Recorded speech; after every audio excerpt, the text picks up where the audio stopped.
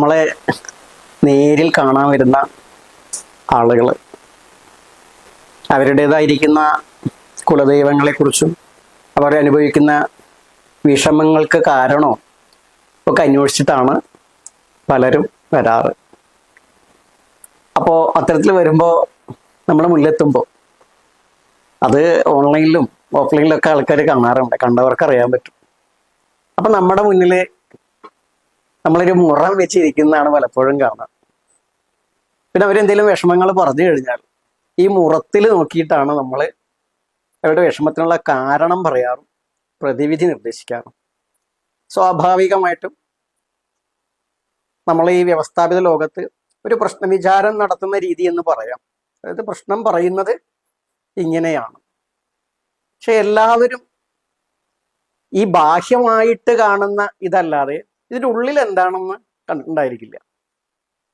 അപ്പൊ അതൊന്ന് പരിചയപ്പെടുത്തുക എന്നാണ് ഉദ്ദേശിക്കുന്നത്. ഇത് എന്താണ്, എങ്ങനെയാണ് പറയുന്നത്, എന്തിൽ നോക്കിയിട്ടാണ് പറയുന്നതെന്ന് അറിയണ്ടേ. അപ്പൊ അതുകൊണ്ട് ഇതൊന്ന് മനസ്സിലാക്കേണ്ട ഒരു മുറാണ്, സാധാരണ മുറ അല്ല. സാധാരണ മുറ എന്ന് പറഞ്ഞാൽ പല സ്ഥലങ്ങളിൽ പല രീതിയിലാണല്ലേ. പരന്ന് മാത്രമുള്ളതുണ്ട്, കുറച്ച് പതിഞ്ഞതുണ്ട്, ഇങ്ങനെയൊക്കെ മുറ ഉപയോഗിക്കും. എന്നാൽ ഈ മുറം കുറച്ച് ഡെപ്ത് ഉണ്ട്, ഇതിന് കുഴിയുണ്ട്.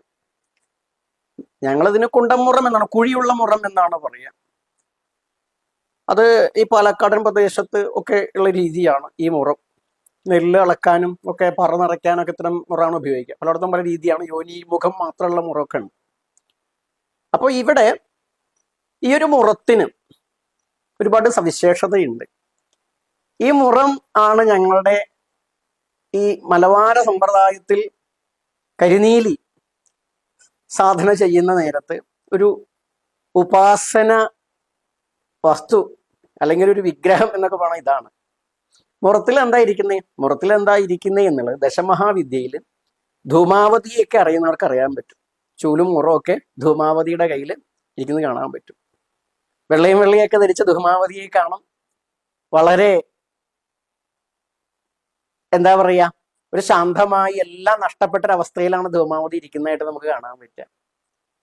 എന്നാലോ വളരെ ശക്തി സ്വരൂപിണിയാണ് ധൂമാവതി എന്നും അറിയാൻ പറ്റും, ഇല്ലേ? അപ്പൊ ശക്തി സ്വരൂപിണിയായ ധൂമാവതിയെ അറിയുന്നവർക്ക് മുറ അറിയാൻ പറ്റും. മുറ നിസാരല്ല.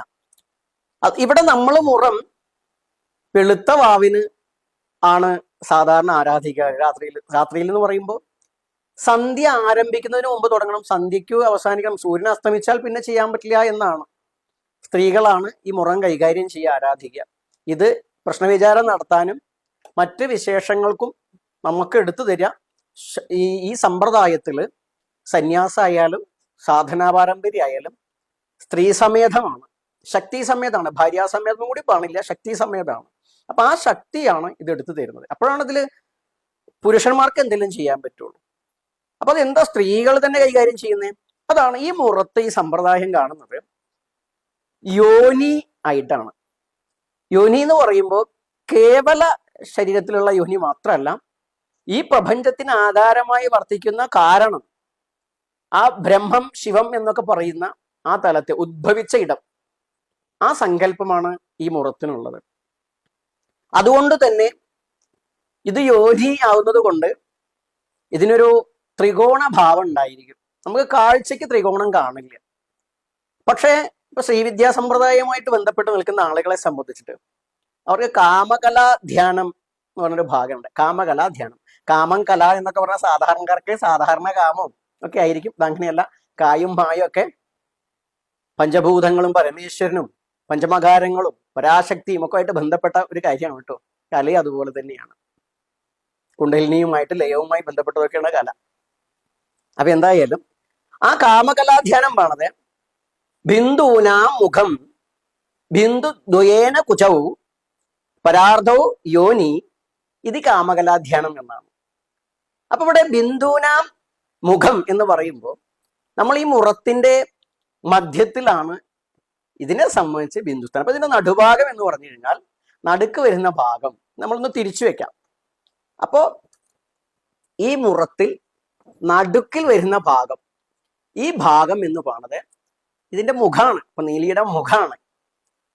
ബിന്ദുനാം ബിന്ദുദ്വയേന കുജൗ, ബിന്ദുദ്വയേന എന്ന് പറയുമ്പോൾ നേരെ ഇതിന്റെ രണ്ട് ഭാഗങ്ങൾ ശരിക്കും മാറു പോലെയാണ്, രണ്ട് മാറുകൾ. അതാണ് ബിന്ദു ദ്വയേന കുജവും. അപ്പൊ ഇത് മാറുകളെ പോലെയാണ് കാണുന്നത്. അപ്പൊ അത് നീലിയമ്മയുടെ മാറുകളാണ് ഇല്ലേ. പരാർദ്ധവ യോനി എന്ന് പറഞ്ഞത് ഇവിടെ നമ്മൾ കണ്ടാലും കണ്ടില്ലെങ്കിലും ഈ രണ്ട് ഭാഗത്ത് നിന്ന് നേരെ പോയി ഇവിടെ വന്ന് യോജിക്കുന്നതായിട്ടാണ് സങ്കല്പം. അത് കാണുന്നത്. അതുകൊണ്ട് തന്നെ യോനി എപ്പോഴും എന്താണ്, ഗുപ്തമാണ്, മറച്ചു വെക്കേണ്ടതാണ്, പരാശക്തിയാണ് ഇല്ലേ. അതുകൊണ്ട് അത് സാധകന് മാത്രം വ്യക്തമായി തെളിയുന്നതാണ്. അപ്പൊ ഇവിടെ യോനി ഭാഗം വന്നു. അപ്പൊ ഇത്തരം കാര്യങ്ങൾ ഇതിലുണ്ട്. അപ്പൊ പരാശക്തി നമ്മളിപ്പോ ശ്രീചക്രത്തിന്റെ മധ്യഭാഗമായാലും കാളിയായാലും താരയായാലും ഭുവനേശ്വരി ആയാലും ഒക്കെ പരാശക്തി ദശമഹാവിദ്യയുമായി ബന്ധപ്പെട്ട് നോക്കുമ്പോൾ നമുക്ക് ഈ ത്രികോണ ഭാവം എല്ലായിടത്തും കാണാൻ പറ്റും. അതിന്റെ മധ്യത്തിൽ ദേവത വസിക്കുന്നു എന്ന സങ്കല്പത്തിൽ. അതല്ല ഷഡ്കോണം എടുത്താലും അതിലും നമുക്ക് ആധാരങ്ങളുടെ ഭാഗമായി നമുക്ക് 6 ത്രികോണങ്ങൾ കാണാൻ പറ്റും ഇല്ലേ. ഇപ്പൊ ത്രികോണം എന്ന് പറഞ്ഞു കഴിഞ്ഞാൽ ത്രിപുരങ്ങളാണ്. ഭുർഭുവ സ്വഹ തത് സവിതോർ വരേണ്യം ഭർഗോ ദേവസ്യ ധീമഹി ധിയോ യോന പ്രചോദയാത് എന്നൊക്കെ വൈദികന്മാർ പറയും. അവരും ആരാധിക്കുന്ന പരാശക്തിയെ തന്നെയാണ്. അപ്പൊ ആ ഒരു വ്യവസ്ഥയിലും ആ ത്രികോണ ഭാവത്തിൽ പരാശക്തി വർത്തിക്കുന്നു. അപ്പൊ അങ്ങനെയുള്ള ഈ പരാശക്തി ഭാവമുള്ള ഈ മുറത്തിൽ ആ കരിനീലി എന്ന് പറഞ്ഞാൽ പ്രകൃതിയാണ്, പ്രകൃതിയും പുരുഷനും ഇല്ലേ. അപ്പോ അങ്ങനെയുള്ള കരിനീലി ഉപാസിച്ചുകൊണ്ട് ആ ദേവിയുടെ പ്രീതി വാങ്ങിക്കൊണ്ട് അതിനെ എടുത്തുകൊണ്ടാണ് പ്രശ്നവിചാരം നടത്തുന്നത്. ഇതിൽ പ്രത്യേകിച്ച് ഗ്രഹസംബന്ധിയായ കാര്യങ്ങളല്ല ഉള്ളത്, രാശി സംബന്ധിയായ കാര്യങ്ങളാണുള്ളത്. ഗ്രഹങ്ങളെ ഒക്കെ പരിഗണിക്കുന്നതിന് മുമ്പേ ഉള്ളൊരു പദ്ധതിയായിട്ടാണ് ഇതിനെ പറയുക. അപ്പോ ഈ മുറ ഉണ്ടാക്കുന്നവർക്കും ഒക്കെ എത്രത്തോളം പ്രാധാന്യം ഉണ്ടായിരിക്കില്ല. യജ്ഞത്തിന്റെ ഭാഗമായിട്ടാണ് മുറവുണ്ടാക്കിയിരുന്നത്. അപ്പൊ മുറവുണ്ടാക്കുന്ന വിഭാഗം സംഭവർ പറയർന്നൊക്കെ പറഞ്ഞവർക്ക് അത്രയും മഹത്വമുണ്ട്. അവർ യജ്ഞത്തിന്റെ ഈ ഒരു സമ്പ്രദായത്തിന്റെ, താന്ത്രിക സമ്പ്രദായത്തിന്റെ യജ്ഞത്തിന്റെ ഭാഗമാണ്. ഇത് കൈകാര്യം ചെയ്യുന്നവരുമാണ് മലവായു ആട്ടൊക്കെ ആയിട്ട് ബന്ധപ്പെട്ടിട്ട്. അപ്പൊ ഇനി നമുക്ക് ഇതിൽ എങ്ങനെയാണ് നമ്മൾ ഇത് എന്താണ് ചെയ്യുന്നതെന്ന് പറയാം. അപ്പൊ ഇതിൽ ആദ്യം ഇപ്പൊ ഈ മുറം ബാഹ്യമായിട്ടൊന്ന് നമ്മൾ കാണിച്ചു തന്നു ഇല്ലേ. ഇനി കൂടാതെ ഇതിൽ കാണാനുള്ളതാണ് നമുക്ക് ഒരു ചങ്ങല ഇരിക്കുന്നുണ്ട് ഇതിലോട്ട്. ഇതൊക്കെ ലോഹയുഗം ആരംഭിച്ചതിന് ശേഷം ലോഹത്തിന്റെ ഉത്ഭവത്തോട് കൂടിയിട്ട് ഉണ്ടായതായിരിക്കാം. അപ്പൊ എന്തായാലും ചങ്ങലയുണ്ട് ഇതിൽ, ഇരുമ്പിന്റെ ചങ്ങലയാണ്. 21 കണ്ണികളാണ് ഈ ചങ്ങലയിലുള്ളത്. ഇത് വെൽഡ് ചെയ്ത് പിടിപ്പിക്കുന്നതല്ല, പഴയ രീതിയിൽ വിളക്കി ചേർക്കുന്നതാണ്. ആ വിളക്കി ചേർക്കാണ്ട് വെൽഡ് ചെയ്ത് പിടിച്ചത് പറ്റില്ല. ഇപ്പൊ പരമ്പരാഗതമായിട്ട് കൈമാറ്റം ചെയ്തു വരുന്ന ഈ വസ്തു ഇത് 21 വേണ്ട, ചിലർ 16 ഉപയോഗിക്കും. അപ്പൊ 21 വരാനുള്ള കാര്യം നമുക്കറിയാം. നമുക്ക് 21 ലോകങ്ങൾ ഉണ്ട് എന്നാണ് പറയാം. അപ്പൊ ബാലാവിംശതിയൊക്കെ 21 മന്ത്രങ്ങളെ കൊണ്ട് അല്ലെങ്കിൽ ആ ഒരു സ്തുതികളെ കൊണ്ട് നിറഞ്ഞതാണ്. അപ്പൊ 21 അത്രയും. അപ്പൊ 21 പറഞ്ഞാൽ ഈ 21 ലോകത്തെയും പ്രതിനിധീകരിക്കുന്നതാണ്. ഈ 21 അല്ലെങ്കിൽ 7 അല്ലെങ്കിൽ 3 പിതൃപരമ്പരകളെ ബന്ധപ്പെട്ടതാണ് ഈ ഒരു ചങ്ങല. അതുകൊണ്ട് ഈ ലോകം തന്നെ എന്താണ്, ഈ യോനിയിൽ ഒതുങ്ങുന്നു, ഈ പരാശക്തിയിൽ ഒതുങ്ങുന്നു. അത് ഇതിൽ ഇരിക്കുന്നുണ്ട്. പിന്നെയാണ് പിന്നെയുള്ളതാണ് 2 ചെറിയ ചിലമ്പുകൾ. കാലിലിടുന്ന ചിലമ്പില്ലേ, അത് ചെറുതാണ്, വളരെ ചെറിയ 2 ചിലമ്പുകൾ. ഇത് ഒന്ന് പ്രകൃതിയും ഒന്ന് പുരുഷനുമാണ്. ശിവനും ശക്തി എന്ന് പറയാം, നല്ലച്ഛൻ നല്ലമ്മ എന്ന് പറയാം. അപ്പോ ഇത് ഈ മുറം ഇട്ട് ഇളക്കുന്ന, നമ്മളിത് സാധന ചെയ്യുന്ന സമയത്ത് ഇതുമായി ബന്ധപ്പെട്ട് തോറ്റം എന്ന് പറഞ്ഞാൽ നമ്മൾ സംസ്കൃതികരിച്ചാൽ സ്തോത്രങ്ങൾ, ഇതിന്റെ പ്രാർത്ഥനകൾ ചൊല്ലുമ്പോൾ ഇത് ഇളക്കുന്നത് പ്രകൃതിയും പുരുഷനും ചലിക്കുകയാണ്. ഈ അവരുടെ ചലനത്തിലാണ് പ്രപഞ്ചം ഇങ്ങനെ വർത്തിച്ച് അങ്ങനെ ഒരു സൈക്കിളായിട്ട് മറിയും തുടരുകയും ചെയ്തുകൊണ്ടിരിക്കുന്നത് അല്ലേ. ഇത് ഒരിക്കലും നാശമില്ലല്ലോ, തുടർന്നുകൊണ്ടിരിക്കില്ല. അപ്പൊ അതുകൊണ്ട് ആ പ്രകൃതി പുരുഷനെ കുറിക്കുന്ന 2 ചെലമ്പുകളാണ് ഇതിലുള്ളത്. പിന്നെ കൂടാതെ ഒരു ഗുരുസങ്കല്പത്തിൽ ഇവിടെ ഫോട്ടോ വെക്കുന്നുണ്ട്. അത് ഓരോരോ സമ്പ്രദായക്കാർക്കും വെക്കാതിരിക്കുകയും ചെയ്യാം.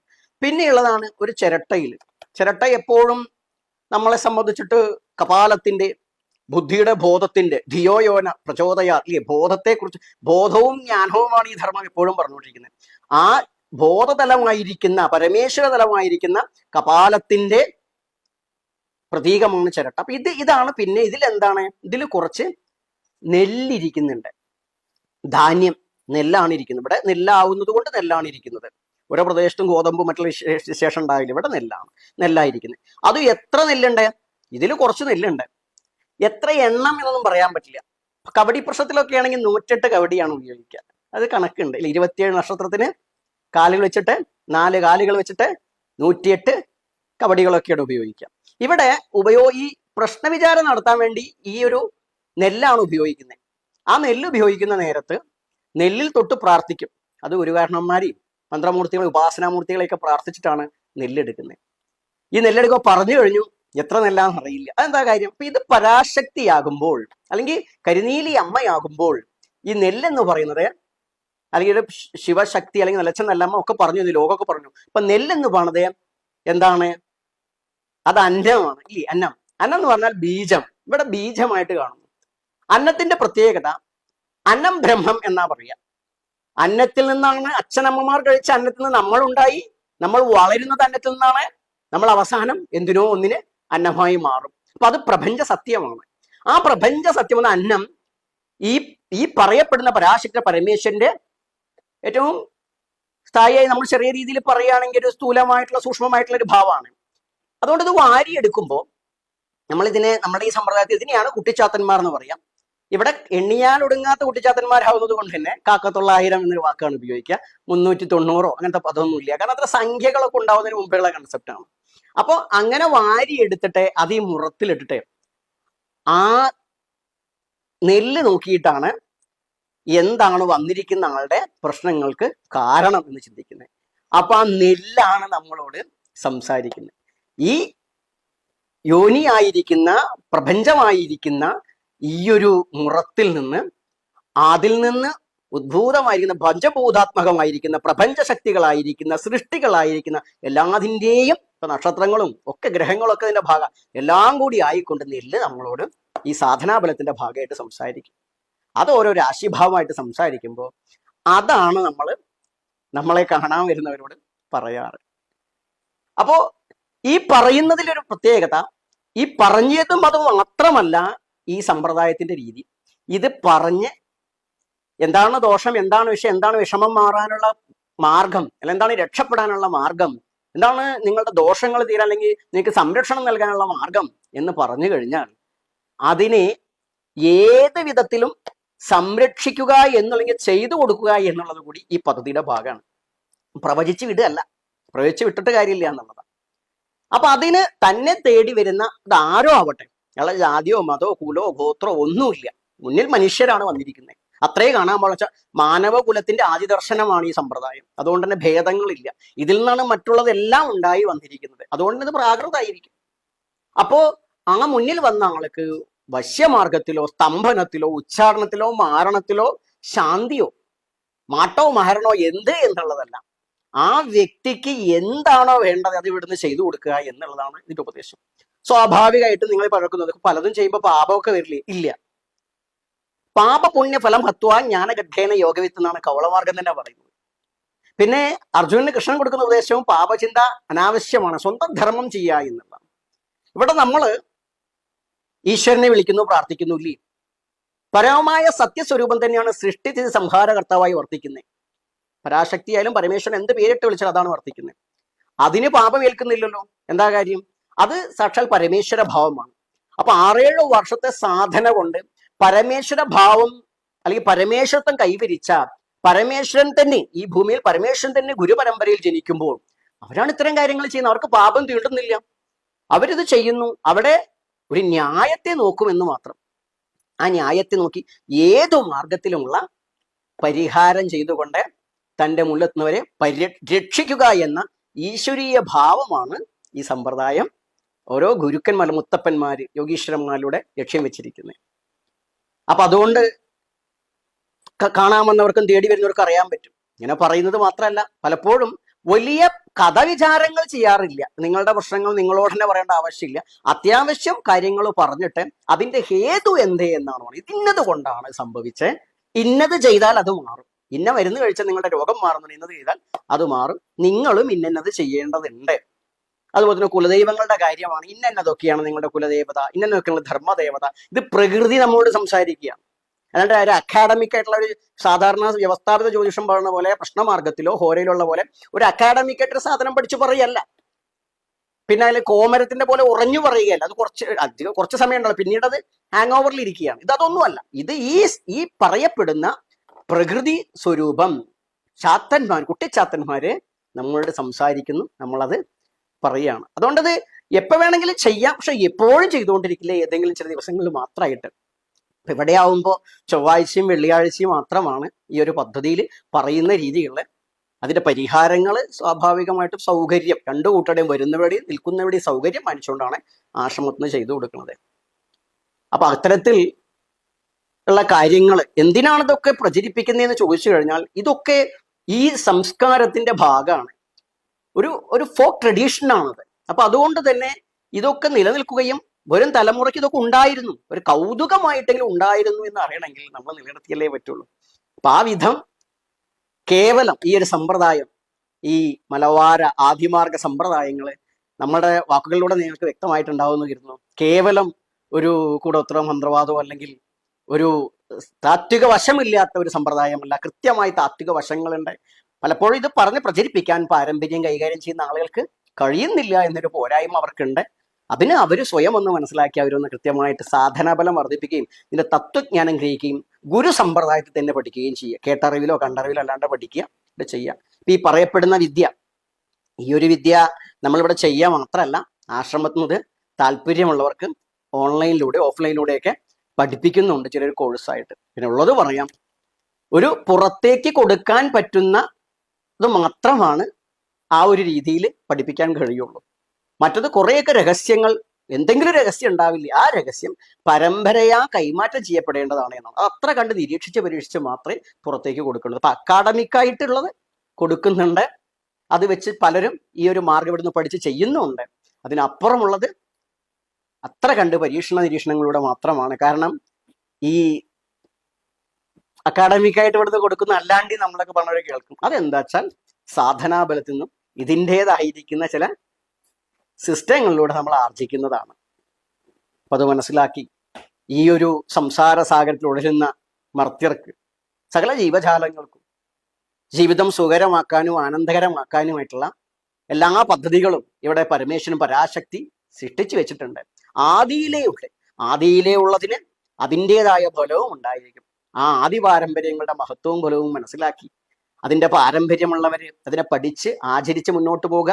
ഒപ്പം ജാതി മത ലിംഗഭേദമില്ലാതെ എല്ലാവർക്കും എപ്രകാരമാണോ സൂര്യപ്രകാശം എല്ലാ വീട്ടിലേക്കും പതിക്കുന്നത്, എപ്രകാരമാണോ മഴ എല്ലായിടത്തും പെയ്യുന്നത്, എപ്രകാരമാണോ വായു നമ്മൾ ശ്വസിക്കുന്നത്, അതുപോലെ ഒരു ഭേദചിന്തയും ഇല്ലാതെ നമ്മുടെ മുന്നിലെത്തുന്ന എല്ലാവർക്കും ഈ ഒരു എന്താണോ ഈ അറിവിനെ കൊടുക്കാൻ കഴിയുന്നവർക്ക് കൊടുക്കുക, പരീക്ഷ തിരിച്ചു കൊടുക്കുക, അതിന്റെ സേവനങ്ങൾ എല്ലാവർക്കും എത്തിച്ചു കൊടുക്കുക.